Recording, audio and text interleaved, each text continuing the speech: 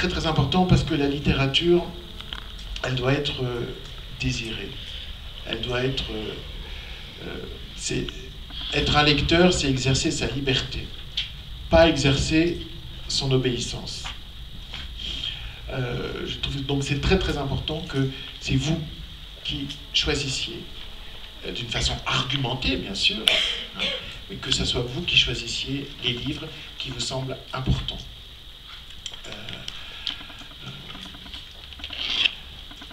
Il y a une fois, le poète français Jean Cocteau,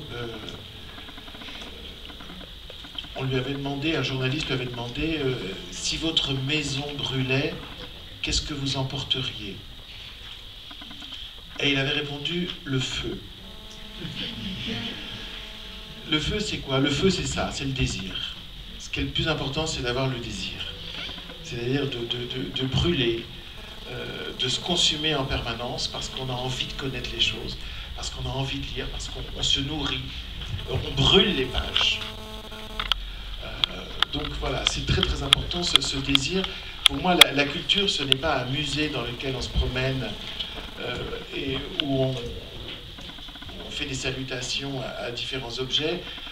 Pour moi, la vraie culture, c'est celle qui est constituée par le désir et par la liberté de chacun. C'est-à-dire, tout est essentiel. Voilà, c'est vous qui choisissez. Donc c'est très très bien cette initiative. Et vous, votre engagement, je suis très admiratif que vous ayez effectivement pu lire autant de livres dans une langue qui n'est pas au départ la vôtre. Moi, à votre âge, j'en aurais été incapable.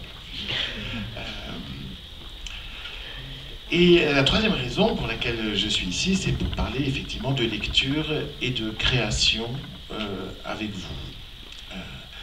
Donc j'espère qu'on va faire un échange. Moi, je vous poserai des questions, vous m'en poserez.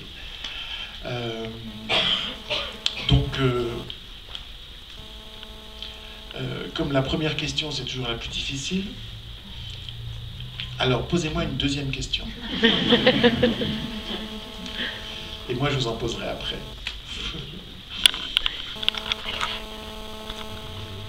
Vous avez un micro qui est...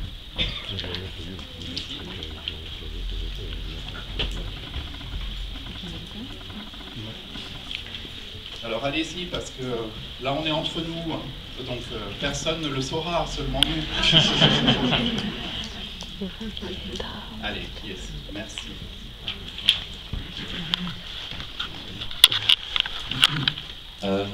Je voulais savoir, en tant qu'académicien, quand vous n'êtes pas en train de lire des livres ou de soi-disant juger les lectures qui vous sont proposées, vous faites quoi en fait exactement? Enfin, pas que vous, mais en général les académiciens. Il n'y a pas de modèle d'académicien.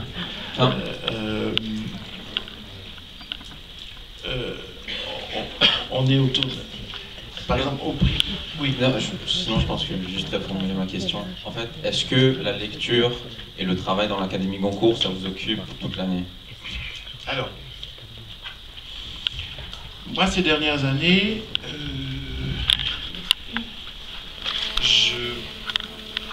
de manière générale, moi, je passe plus de temps à créer qu'à lire. Et souvent, ces dernières années, quand les journalistes me demandaient est-ce que vous lisez, je me servais de la phrase de Victor Hugo. Un jour, à Victor Hugo, on lui a demandé est-ce que vous lisez, et il a répondu est-ce qu'une vache boit du lait? C'est-à-dire, effectivement, quand on écrit beaucoup, on n'a pas forcément le temps de lire. Quand on est sur un mode créatif, par exemple, moi, quand je suis en période d'écriture, je ne lis pas. J'écoute de la musique, je vais au cinéma, je vais au théâtre, mais je ne lis plus. Parce que d'abord, mes yeux sont fatigués, parce que je vais écrire 10 à 14 heures par jour. Donc, physiquement, j'ai beaucoup de mal à lire le soir, parce que je suis... Et en plus, j'ai beaucoup de mal à me plonger dans l'univers d'un autre, alors que je suis en train de constituer mon propre univers et de le déposer sur le papier. Donc c'est vrai, c'est très antithétique, l'énergie de la création et l'activité de lecture. J'ai découvert avec le temps, c'est-à-dire en étant de plus en plus créateur, que effectivement je peux quand même lire tout en écrivant. Donc, être membre de l'Académie Goncourt, c'est effectivement lire plusieurs livres par semaine. Donc ça prend du temps, ça prend des heures et des heures. Mais quand on est écrivain, c'est qu'on a d'abord qu'on a la passion de la lecture, on n'a pas seulement la passion de la création. Moi j'étais arrivé à un moment, j'ai accepté de faire partie de l'Académie Goncourt parce que j'étais arrivé à un moment de ma vie où mes lectures commençaient à tourner en rond, c'est-à-dire à force de lire et de relire les classiques, je commençais à manquer d'oxygène. Et je trouve que c'est un très beau cadeau d'être obligé de lire ses contemporains, parce que du coup ça apporte de l'oxygène. Et donc je pense que c'est bon aussi pour le créateur que je suis de passer du temps à lire d'autres créateurs de mon temps. Vous voyez ? Donc, mais ça prend beaucoup de temps, c'est une activité comme pour vous totalement bénévole.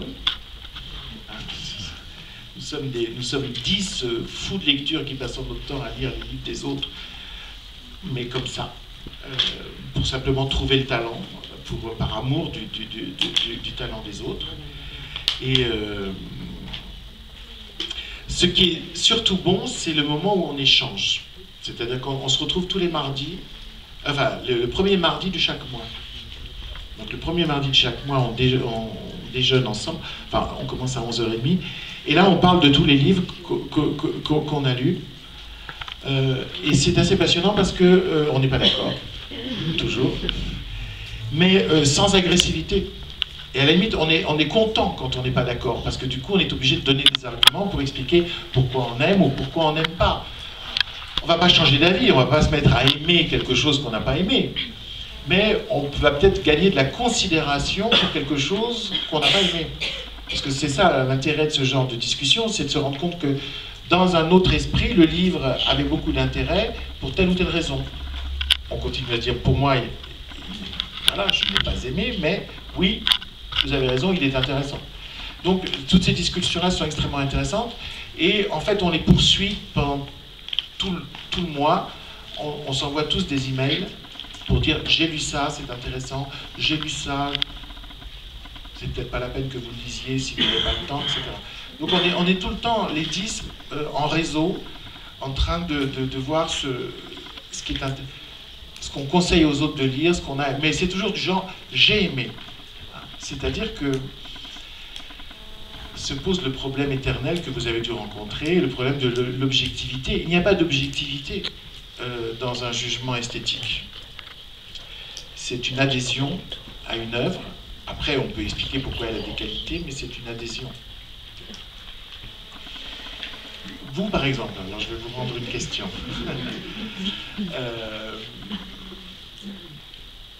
Avez-vous eu le sentiment d'être d'abord objectif ou d'abord subjectif?